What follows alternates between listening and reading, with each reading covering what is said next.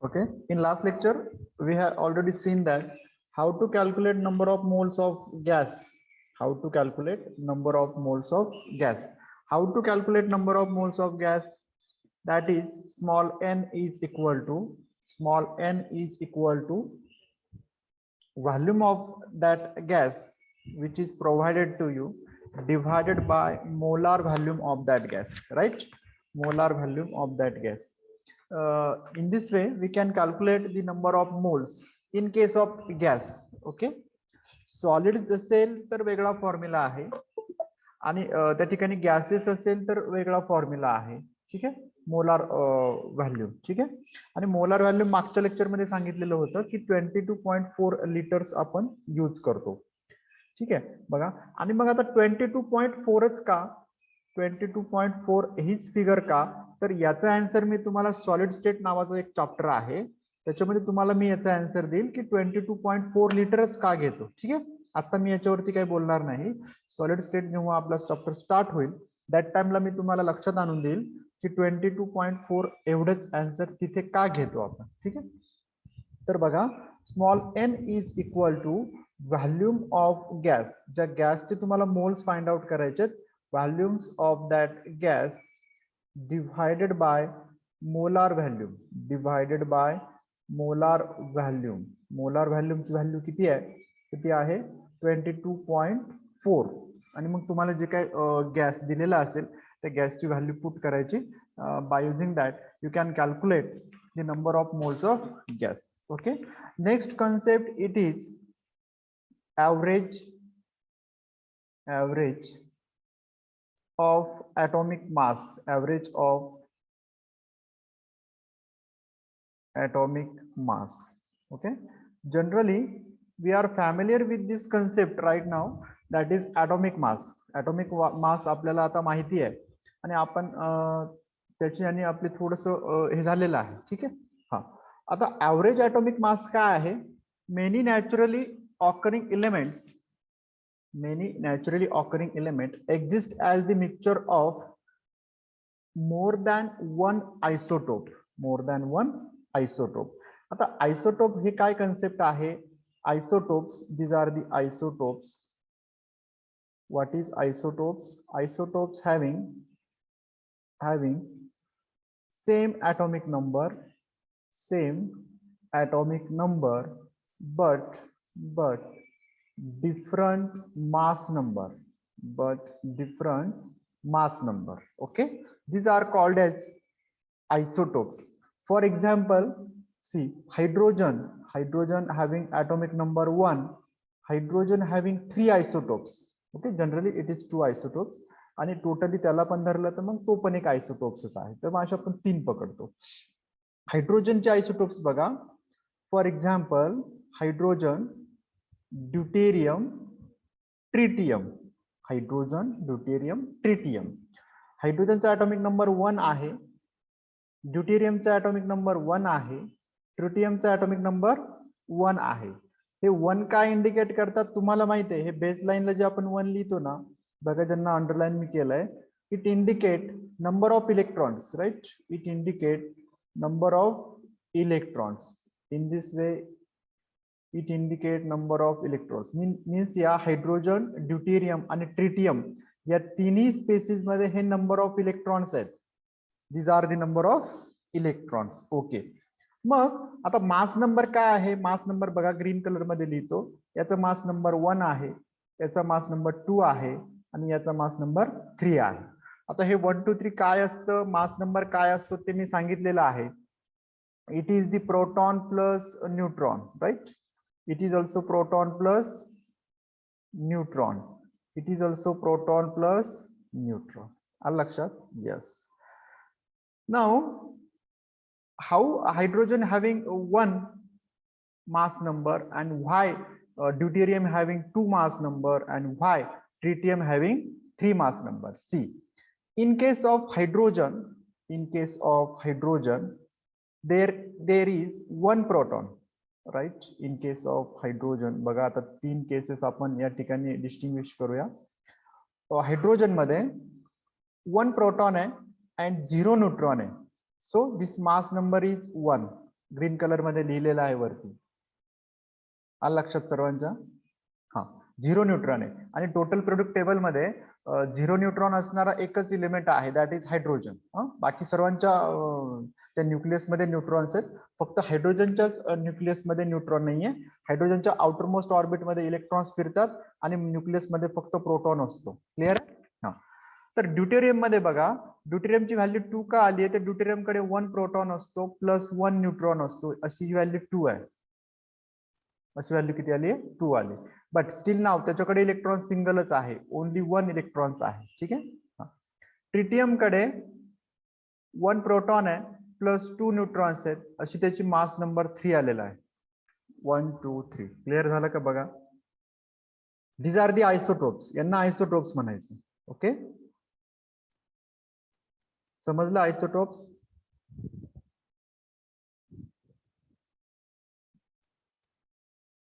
Okay okay, ठीक आहे. मग बघा, ऍव्हरेज ॲटॉमिक मास म्हणजे काय? Many naturally occurring element exist as the mixture more than 1 isotope. एकापेक्षा जास्त आयसोटोप जर त्याच्यामध्ये असतील तर त्याच्यामध्ये ते एक्झिस्ट करतात. आयसोटोप्स हॅव्हिंग डिफरंट मासेस म्हणा किंवा मास नंबर म्हणा. The average atomic mass of an atom or element is the weight average mass of that atom. आता मग आपण काय करणार आहे? त्याचं ऍव्हरेज ॲटॉमिक मास म्हणजे काय असणार आहे? त्याचं जे वेट येईल त्याचं आपण ऍव्हरेज घेणार आहे, बरोबर? तर बघा, आपण एक सिम्पली एक्झाम्पल घेऊ. कार्बनचं एक्झाम्पल आपल्या बुक मध्ये दिलेलं आहे. तर बघा, कार्बनला 3 आयसोटोप्स आहेत. First one it is isotopes, second column आहे atomic mass, and third one it is relative abundance in the sense तो किती पर्सेंट मध्ये एक्झिस्ट करतो. Okay, it is relative abundance, किती पर्सेंट मध्ये तो एक्झिस्ट करतो. ठीक आहे. तर बघा, फर्स्ट आयसोटोप जो काय आहे तो आहे carbon, that is atomic number C6 आणि त्याचं काही मास नंबर आहे ते आहे 12. बोरॉनचे पण आयसोमर्स आहेत. Very good. तर कार्बनचं जे 6 आपण घेतला आणि हा जो त्याचा मेजर आयसोटोप आहे, याचं जे काही ॲटॉमिक मास आहे ते आहे 12.0000. ओके, आपण बघितलेलं आहे 12 मास असतं कार्बनचं. त्याचा रिलेटिव्ह अबंडन्स जो काय आहे तो आहे 98.892%. ठीक आहे. कार्बनचा सेकंड, हा झाला फर्स्ट. कार्बनचा सेकंड आयसोटोप आहे कार्बन C6 C13. ओके. हा, तर याचं जे काही मास आहे ते मास असतंय 13.00335. आता हा जो काही मास नंबर चेंज झालाय ना, म्हणजे 12 कार्बन तर तोच आहे, कार्बनचा दोन्हीचा ॲटॉमिक नंबर 6 आहे, म्हणजे दोघांकडे 6 इलेक्ट्रॉन्स आहेत. 12 to 13 जो काही डिफरन्स आलाय ना, it is only due to the neutrons. Because protons आणि इलेक्ट्रॉन्स हे सेम असतात.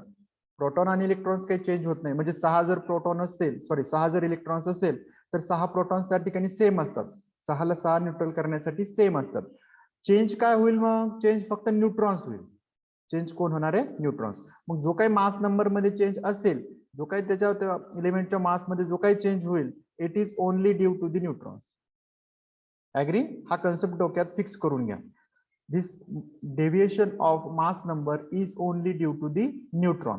मग बघा, 12 to 13 आपण आलो तर काय चेंज झालं असेल? काय ऍड झालंय त्या शेल मध्ये, त्या न्यूक्लियस मध्ये काय ऍड झालंय? 1 न्यूक्लियस, राईट? Sorry, 1 neutron. काय ऍड झालंय? 1 न्यूट्रॉन.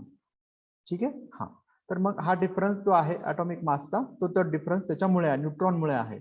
याचं जे काही पर्सेंटेज ऑफ अबंडन्स आहे, it is only 1.108%. 1.108%. बघा, जे C12 आहे ते मेजर आहे, 98 मध्ये एक्झिस्ट करतो, आणि जो काही C13 आहे तो तुमचा 1.10 म्हणजे खूप ट्रेस क्वांटिटी मध्ये आहे, खूप कमी क्वांटिटी मध्ये आहे. ठीक आहे. थर्ड बघा, C14 ॲटॉमिक नंबर अगेन 6 आहे, that is electrons, number of electrons are 6, number of protons are 6, number of neutrons are 8. So the mass of this it is 14.00317, and it is the abundance, it is 0.002%. Okay, 0.02%, and it is radioactive. It is radioactive. Clear? Eh? Yes, these are the three isotopes.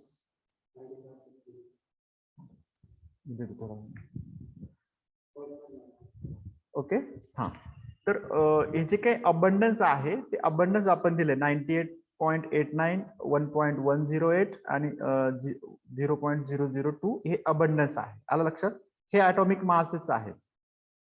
हे जे सेंटरला दिलंय ते atomic mass आहे. बघा, मग इथून ते इथे जो काही डिफरन्स आलाय हा कुणामुळे आलाय? It is only due to the neutron. It is due to the neutron. ठीक आहे, हा, तर न्यूट्रॉन मुळे जो डिफरन्स आहे तो त्याच्या मास मुळे आलेला आहे. From this data the average atomic mass of carbon can be calculated. Okay, हा, रिलेटिव्ह अबंडन्स अनामिका आपण जे काही स्पेक्ट्रोस्कोपिक टेक्निक आहेत, स्पेक्ट्रोस्कोपिक टेक्निक आहेत, तर त्याच्यावरनं आपण ते कॅल्क्युलेट करत असतो. तर याच्यासाठी एक फेमस स्पेक्ट्रोस्कोपिक आहे. जेव्हा तुम्ही हायर चा स्टडी करतात केमिस्ट्रीमध्ये, म्हणजे जेव्हा तुम्ही पीजी करता, जेव्हा तुम्ही यूजी करता, माहिती असेल बीएससी एमएससी जेव्हा करता, दॅट टाइमला एक मास स्पेक्ट्रोस्कोपी नावाचा कन्सेप्ट तुम्ही शिकता. Mass spectroscopy. तर त्या मास स्पेक्ट्रोस्कोपीमध्ये ऍक्च्युअली मास फाइंड आउट केलं जातं. तर त्या टेक्निकच्या by using that technique we can calculate this figures, right? C12 or C13 or C14 or other isotopes, they can be calculated from this mass spectroscopy. Okay, जे की खूप पुढचं आहे. अजून दोन साधारणपणे तुम्हाला 4 to 5 इयर जर तुम्ही केमिस्ट्रीमध्ये स्टडी केला तर तुम्हाला ते हे बघायला मिळेल. That is mass spectroscopy. ठीक आहे, from that mass spectroscopy we can find the percentage of abundance. ठीक आहे, okay. By using that mass we can calculate the average atomic mass of carbon. See how the formula is this one. Atomic mass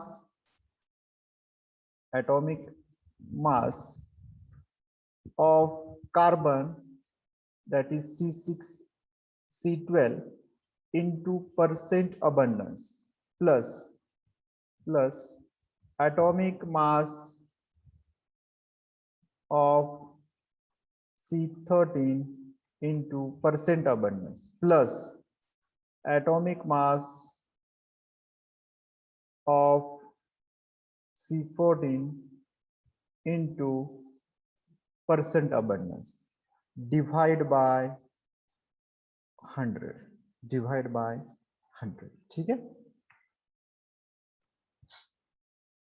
बघा, मग बघा atomic mass किती होतं पहिल्याच 0.1 to 12.000 into percentage abundance किती होतं 98.89% प्लस नेक्स्ट मास किती होतं 13.00335 इंटू 1.108 प्लस 14.00317 इंटू 0.002. ठीक आहे, सर्वांचं मासचं आपण सम केलंय into percentage of abundance divide by 100. मग हे जर कॅल्क्युलेशन आपण रॅन्डमली केलं तर असं आन्सर मिळतं 12.007. ठीक आहे, युनिफाईड. ओके, हे झालं कार्बनचं ऍव्हरेज ॲटॉमिक मास. असं तुमच्या बुकमध्ये भरपूर त्या ठिकाणी एलिमेंटचं दिलेलं आहे. तर त्याच्यासाठी फॉर्म्युला काय आहे? तर फॉर्म्युला हाच आहे. ठीक आहे, ॲव्हरेज ॲटॉमिक मास. आलं लक्षात सर्वांच्या? हा, तर फक्त फॉर्म्युला लक्षात ठेवायचा. फार क्वेश्चन याच्यावरती नसतात, जास्त काही क्वेश्चन नसतात. एखादा क्वेश्चन येऊ शकतो, त्याच्याकरता फॉर्म्युला फक्त दिलेला आहे, तर फॉर्म्युला लक्षात ठेवायचा सर्वांनी. आलं लक्षात? Okay, average atomic mass. Clear आहे? ओके, ठीक आहे, चला पुढे. आता बोर्ड लेवलनी हा जो चॅप्टर आहे, हा फर्स्ट चॅप्टर आपला इथे एंड होतो आणि सेकंड चॅप्टर स्टार्ट होतो. ठीक आहे, हा, आणि सीईटीचा सिलेबस जो असतो ना, सीईटी सिलेबस मर्ज आहे. फर्स्ट आणि सेकंड चॅप्टर हा मर्ज असतो as per as CET is concern. आणि as per the board syllabus, yes Anamika, yes AMU पण आपण यूज करतो. रिसेंटली आपण युनिफाईड मास ऍक्सेप्ट केलेला आहे. अदरवाईज आपण AMU यूज करायचं. ठीक आहे. तर बोर्ड लेवलने हा सेकंड चॅप्टर स्टार्ट होईल आज. आणि सीईटी मध्ये सिलेबस हा मर्ज आहे. दोन्ही सिलेबस मर्ज केलेले असतात फर्स्ट चॅप्टर मध्ये. आलं लक्षात सर्वांच्या? हा. तर सेकंड चॅप्टर आहे introduction of analytical chemistry. Introduction of analytical chemistry. तर याच्यामध्ये एक 3 ते 4 पॉइंट्स इम्पॉर्टंट आहेत. तर ते आपण बघणार आहे. सेकंड चॅप्टर इंट्रोडक्शन ऑफ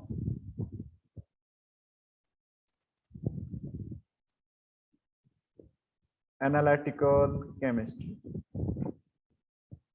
आणि जे काही सीईटी लेवलचे जे क्वेश्चन्स आहेत ना, ते आपण कंबाइनली अजून डिस्कस करणार आहे. मोलचे वगैरे अजून भरपूर क्वेश्चन आपल्याला घ्यायचे, काही तुम्हाला पण सॉल्व्ह करण्यासाठी द्यायचे. तर ते आपण कंबाइनली सॉल्व्ह करणार. ठीक आहे. लिमिटिंग रिएजंट वगैरे ते सर्व कंबाइनली सॉल्व्ह करणार.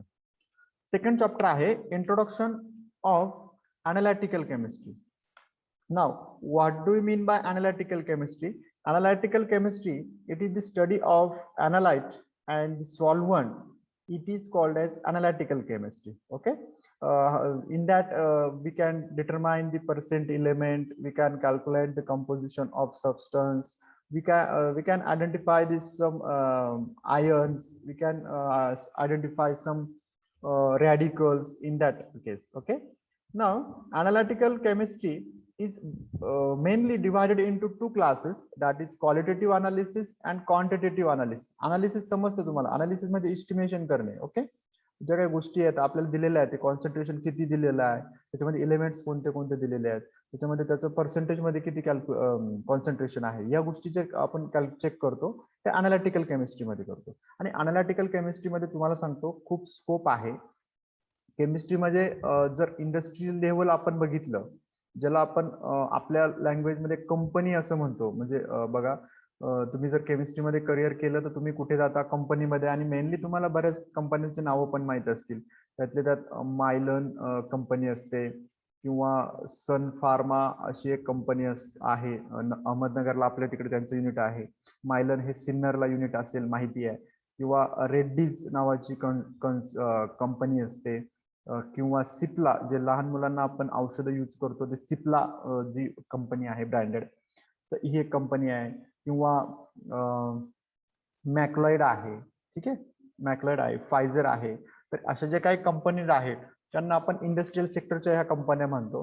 आणि या सेक्टरच्या कंपन्यांमध्ये अनालिटिकलला फारसं महत्व आहे. ठीक आहे. अनालिटिकलचे जे स्टुडंट्स असतात, तर अनालिटिकल स्टुडंट तुम्हाला मी गुरडे सरांनी तुम्हाला इंट्रोडक्शन मध्ये सांगितलेलं असेल की केमिस्ट्रीचे भरपूर ब्रांचेस आहेत. आउट ऑफ दॅट मेनली असते ऑर्गॅनिक केमिस्ट्री, देन असते फिजिकल केमिस्ट्री, देन असते, तुम्हाला हे ब्रांचेस सरांनी सांगितलेले आहेत का? Industrial chemistry, inorganic chemistry, environmental chemistry. Borde सरांनी या ब्रांचेस सांगितल्या होत्या का? Yes or no?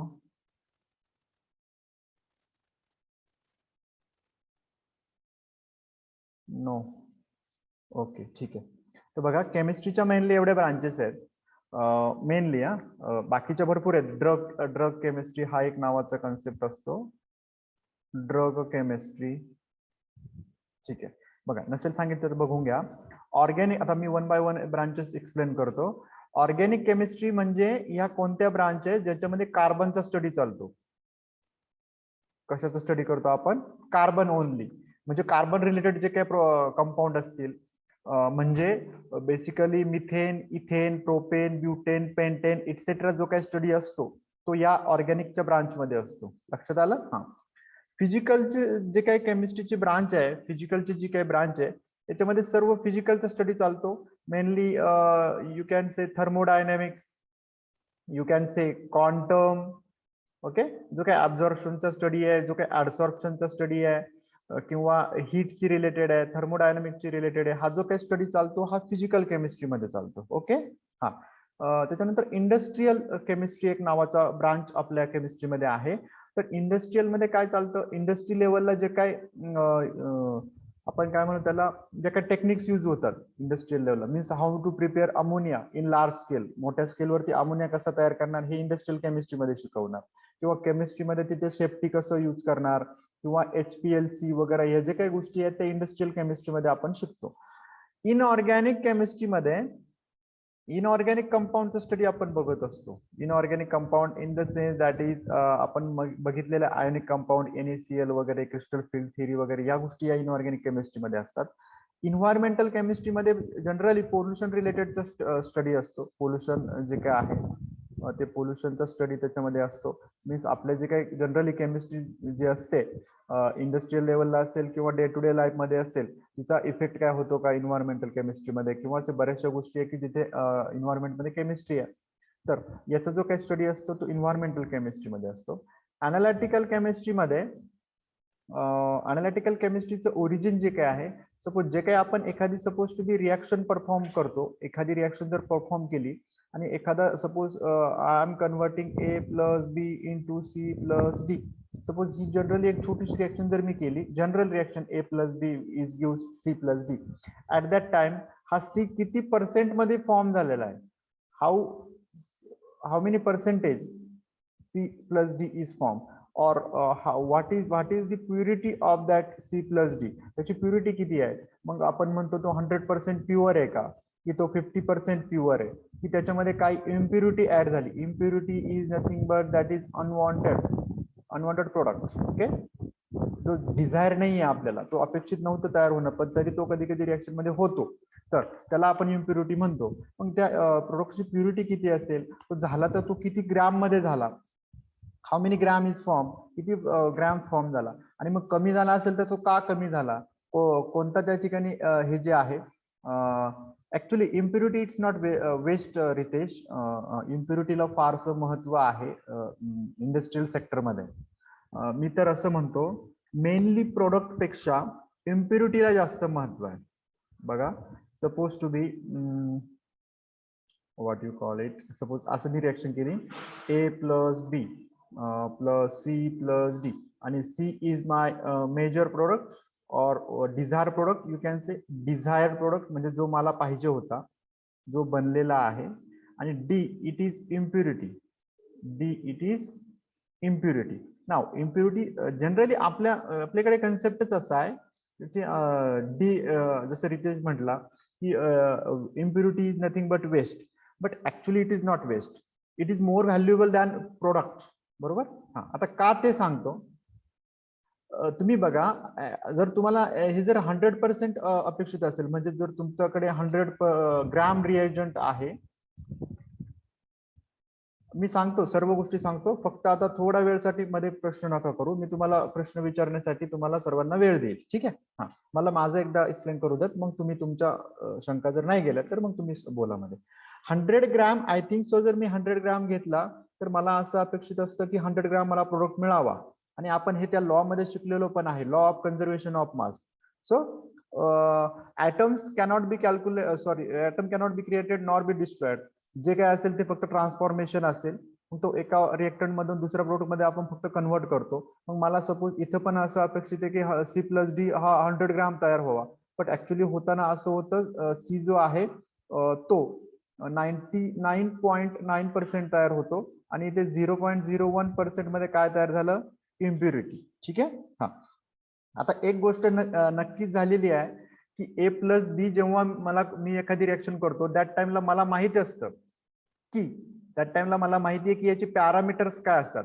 मीन्स मला माहिती असतं हिटिंग किती द्यायची आहे, मला माहिती असतं की त्या ठिकाणी what you call it, temperature किती द्यायचं आहे, प्रेशर किती द्यायचं आहे, किती वेळेसाठी स्टर करायचं, या गोष्टी मला सर्व गोष्टी माहिती असतात, नो डाऊट. बट आणि मला हे म्हणजे या सीचं मला जी रेसिपी आहे, ती या सी ची रेसिपी मला फुल्ली माहिती आहे, किती हिटिंग करायचं, किती स्टर करायचं, किती प्रेशर अप्लाय करायचं, नो डाऊट, हे सर्वांनाच माहिती असतं. बट ऍक्च्युली केस सांगू का काय होतं खरंच, की या ठिकाणी हा जो काही डी तयार होतो, ज्याला आपण इम्प्युरिटी आत्ताच म्हणलं, या इम्प्युरिटीसाठी अशी फिक्स्ड रेसिपी एक पण नाही आहे. म्हणजे तुम्हाला जर डायरेक्ट मी म्हटलं की तुम्ही डी बनवा, तर डी असा तुम्हाला त्याची रेसिपी माहित नाहीये, ते कधी बनतं ते तुम्हाला माहित नाहीये. सो याच्यासाठी फिक्स्ड रेसिपी आपल्याकडे नाहीये. It is not fixed. So याला बनवणं पण फारसं डिफिकल्ट आहे, राईट ना. फारसं म्हणण्यापेक्षा it is hardly impossible. Hardly impossible. D ची अशी परफेक्ट रेसिपी नसते, ती तिथलं वाटेल तेव्हा बनत असते आणि वाटेल तेव्हा डिस्ट्रॉय पण होत असते.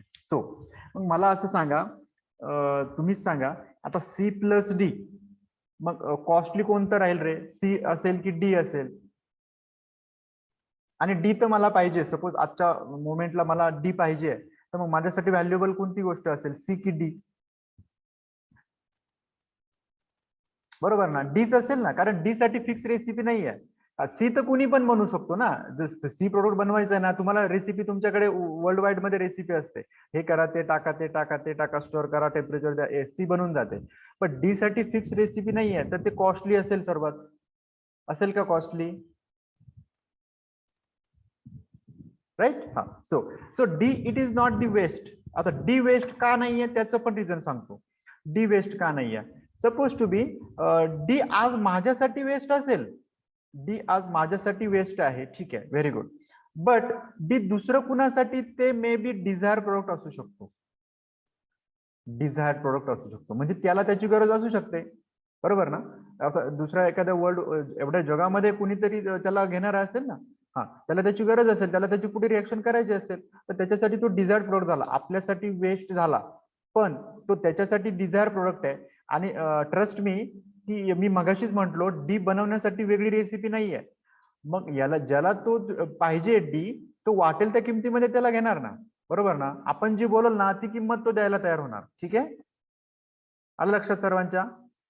हा. तर ही गोष्ट याच्यामध्ये झालेली आहे. मग मी जर म्हंटलो की सपोज टू बी मला माझ्याकडे सपोज 1 ग्रॅम इम्प्युरिटी बनलेली आहे, 1 ग्रॅम हार्डली. ओके. आणि मग मला त्याचे सपोज 1 लाख रुपीज पाहिजे. किती पाहिजे? 1 लाख रुपीज पाहिजे. तर हा हे जे ज्यांना जे पाहिजे ना ते लोक, ते आपल्याला 1 लाख रुपीज पण देणार. ठीक आहे.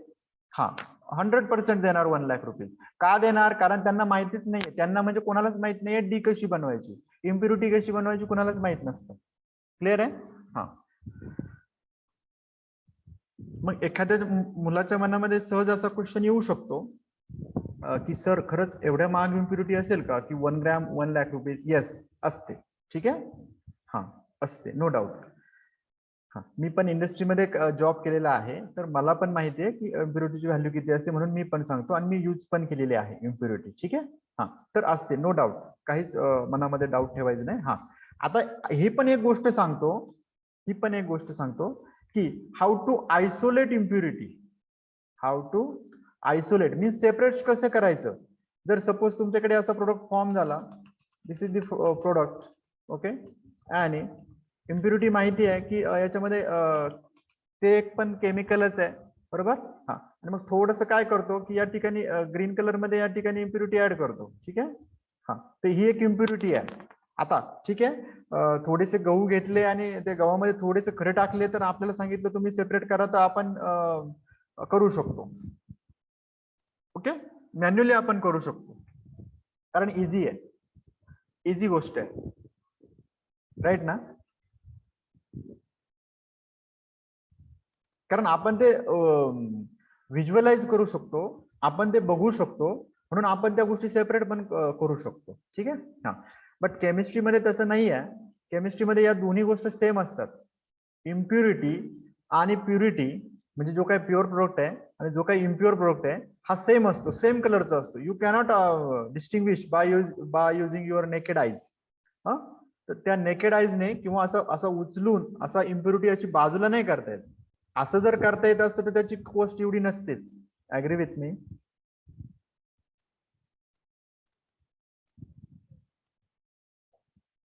लक्षात येतं का? डोक्याच्या वरून गेलंय?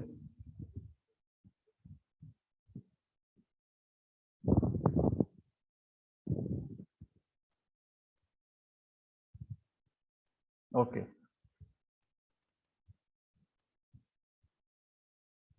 हा, तर मला असं म्हणायचं, जर याचा इम्प्युरिटीचा जर असं व्हाईट कलर असेल ना, तर प्रोडक्टचा पण व्हाईटच कलर असेल. You cannot identify by your naked eyes, और you cannot separate by using your hand. जसा मॉलिक्यूल उचलायचा, असा इम्प्युरिटी साईडला ठेवायची, येस, ओके, सेपरेशन, असं गोष्ट नसते.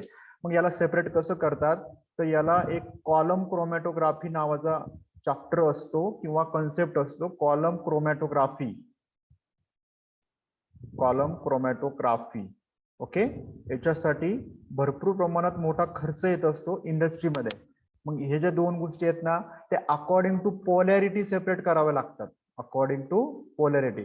आता हे आपल्या सिलेबस मध्ये आहे, मी तुम्हाला डिटेलमध्ये याच्याविषयी बोलणारच आहे नंतर. ठीक आहे. हा, तर अकॉर्डिंग टू पोलॅरिटी आपण या दोन गोष्टी सेपरेट करतो आणि याच्यासाठी खूप जास्त एक्सपेंडिचर त्या ठिकाणी होतं. त्या ठिकाणी लॉस्ट ऑफ मनी आपण असं म्हणू किंवा वेस्ट ऑफ मनी आपण असं म्हणू. खूप खर्च त्यांना येत असतो, इंडस्ट्रियल लेवलला खर्च येतो, मॅनेजमेंटला खर्च येतो. तर म्हणून या इम्प्युरिटीची जी काही कॉस्ट आहे ना, ती खूप जास्त असते. बरोबर. हा, कारण याच्यासाठी एक एकदम क्वालिफाईड आपण म्हणू तो स्टाफ पण गरजेचा असतो.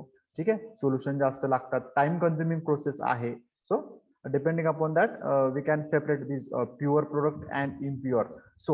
So impurity is very costly. Impurity is very costly. Then pure product. Pure product पेक्षा पण इम्प्युरिटी खूप महाग असते. ठीक आहे, हे लक्षात ठेवायचं नेहमी. Okay, this is the concept. नाव सी, मग हे ओरिजिन होतं अनालिटिकल केमिस्ट्रीचं. मी तुम्हाला ब्रांचिंग सांगत होतो अनालिटिकल केमिस्ट्रीमध्ये. अनालिटिकल केमिस्ट्रीमध्ये अजून काय काय चालेल, तुम्ही प्युरिटी चेक करू शकता, तुम्ही त्याच्यानंतर इलेमेंटल डिटेक्शन करू शकता, किती इलेमेंट प्रेझेंट आहे, त्याचं वेट किती आहे, किती ग्राम, त्याच्यानंतर लिमिटिंग रिएजंट कोणते आहे, इटसेट्रा. हा जो काही स्टडी चालतो हा सर्व याच्यामध्ये चालतो, अनालिटिकल केमिस्ट्रीमध्ये चालतो. आणि कदाचित आता तुम्ही तुमची लेवल थोडीशी अजून कमी आहे, बट तुम्ही तुमचे जर काही मोठे भाऊ किंवा बहीण जर कुठे इंडस्ट्रीमध्ये जॉब करत असतील, कंपन्यांमध्ये जर जॉब करत असतील, तर तिथं हा एक वर्ड थोडासा फेमस आहे. आपण जनरली जर त्यांना विचारलं ना कोणत्या डिपार्टमेंटला तुम्ही जॉब करतात, तर त्यांचं एक असं वर्ड येतो, QC department. Right, QC department म्हणजे क्वालिटी कंट्रोल. जर कुणी असेल मोठा भाऊ बहीण किंवा शेजारी वगैरे आपले, तर तुम्ही त्यांना विचारू शकता, तुम्ही एखाद्या सपोज तो फार्मामध्ये जॉब करत असेल तर तो कोणत्या डिपार्टमेंटला आहे, हे असं जर तुम्ही त्यांना विचारलं तर मे बी त्यांचा आन्सर येऊ शकतो क्यूसी ला असेल, क्यूए डिपार्टमेंट एक असतं, एक R&D डिपार्टमेंट असतं. R&D डिपार्टमेंट माहिती असेल सर्वांना, रिसर्च अँड डेव्हलपमेंट ज्याला आपण म्हणतो, जिथे रिसर्च चालतो, जिथे रिसर्च असतो. QA in the sense quality assurance आपण म्हणतो, जिथे सर्व डॉक्युमेंटचं काम इंडस्ट्रीचं चालतं, quality assurance. QC is nothing but quality control. Quality control. Okay. हा, आणि एक दुसरं एक मोठं डिपार्टमेंट असतं, दॅट इज प्रोडक्शन. प्रोडक्शन म्हणजे how to synthesize reactant. Okay, generally एवढे डिपार्टमेंट असतात. मग बाकीचे इटसेट्रा बाकी इंडस्ट्रियल लेवलला ते पण डिपार्टमेंट असतात, नो डाऊट. सपोज हेल्थचं एक डिपार्टमेंट असतं किंवा सेफ्टीचं एक डिपार्टमेंट असतं किंवा अकाउंट असे सेक्शन असतात, नो डाऊट. हे बट आपल्या केमिस्ट्रीसाठी एवढे जनरली महत्वाचे आहेत, क्यूसी, क्यूए, R&D आणि प्रोडक्शन. हे 4 डिपार्टमेंटमध्ये मेजरली आपलं काम चालतं. आणि जे काही फर्स्ट डिपार्टमेंट मी तुम्हाला सांगितलं QC, that is quality control. That is quality control. तर मग इथे सर्व अनालिटिकलचे जॉब असतात किंवा ओपनिंग असतात किंवा तिथे व्हॅल्युएशन जास्त आहे. अनालिटिकलचे जे मुलं असतात जे अनालिटिकल केमिस्ट्री करतात पीजी मध्ये, तर त्यांना इथे फारसं व्हॅल्युएशन आहे. ओके. हा, तर हे ओरिजिन आहे अनालिटिकल केमिस्ट्रीमध्ये. ठीक आहे, आपण याच्यानंतर डिटेलमध्ये आपण याच्याविषयी बोलूया. ठीक आहे. हा, तर बघा आता अनालिटिकल केमिस्ट्री तुम्हाला रफली समजलं असेल. मी मगाशी म्हटलं analytical chemistry is mainly divided into 2 types of analysis. First one, it is qualitative, right? And second one, it is quantitative. Okay, analysis, qualitative analysis and quantitative analysis, right? Now what is mean by these two terms, that is quality and quantity? Quality is nothing but what is present. हे दोन word लक्षात ठेवायचे, what is present and in that quantitative how much present, how much, what is and how much. ठीक आहे. Quality असेल तर actually किती present, काय प्रेझेंट आहे आपण असंच म्हणतो क्वालिटी. ओके. क्वांटिटेटिव्ह क्वांटिटी पाहिजे, how much, how many, how many. ठीक आहे. हा आलं लक्षात. क्वालिटेटिव्ह अनालिसिस, क्वांटिटेटिव्ह अनालिसिस, दोन वर्ड लक्षात राहील का?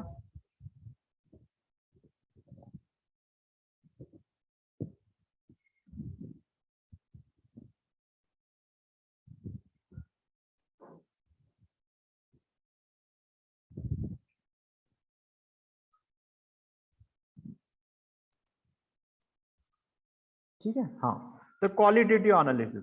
मग बघा क्वालिटेटिव्ह अनालिसिस म्हणजे काय असेल, तिथे तिथे असेल qualitative analysis of inorganic qualitative analysis, then organic qualitative analysis, असे दोन टाइप्स मेजरली असतात. क्वालिटेटिव्ह मध्ये दोन टाइप्स मेजरली प्रेझेंट आहेत. Inorganic qualitative analysis, inorganic qualitative analysis, and second type it is organic qualitative analysis. Inorganic असेल तर कोणते radicals present आहेत, म्हणजे बघा फॉर एक्झाम्पल लिहितो. सपोज इनऑर्गॅनिक क्वालिटेटिव्ह अनालिसिस जर असेल तर कोणते, सपोज Na प्रेझेंट आहे का, Cl मायनस प्रेझेंट आहे का, बॅरियम 2 प्लस प्रेझेंट आहे का, की नायट्रेट प्रेझेंट आहे, की F मायनस प्रेझेंट आहे. ह्या गोष्टी सर्व इनऑर्गॅनिक केमिस्ट्री मध्ये. ऑर्गॅनिक असेल तर कोणते कोणते इलेमेंट्स प्रेझेंट आहे, दॅट इज कार्बन आहे का, तुमच्या कंपाऊंड मध्ये हायड्रोजन आहे का, ऑक्सिजन आहे का, नायट्रोजन आहे का, ह्या ज्या गोष्टी असतील ना त्या सर्व ऑर्गॅनिक क्वालिटेटिव्ह अनालिसिस मध्ये. Qualitative analysis, qualitative means what, me quantity नाही म्हणत आहे, मी फक्त म्हणतोय किती प्रेझेंट आहे. म्हणजे फॉर एक्झाम्पल आपण एखादा म्हणतो कलर म्हणतो, बघा मी जर म्हटलं व्हाईट कलर, व्हाईट कलर, तर व्हाईट कलर म्हटलं की तुम्ही म्हणता का किती व्हाईट, किती व्हाईटला काय आन्सर आहे का, नाही. व्हाईट कलर तो कलर आहे, it is qualitative, it is qualitative property. Quality किती आहे ते, क्वांटिटी नाही सांगू शकत. ओके. किंवा आपण म्हटलं, मी म्हटलं शुगर गोड आहे, तुम्ही म्हणता का किती गोड आहे, किती गोड आहे नाहीये, ते क्वालिटेटिव्ह प्रॉपर्टी आहे, आपण क्वांटिटी मध्ये सांगू शकत नाही. ठीक आहे. हा तर हे झालं क्वालिटेटिव्ह प्रॉपर्टी.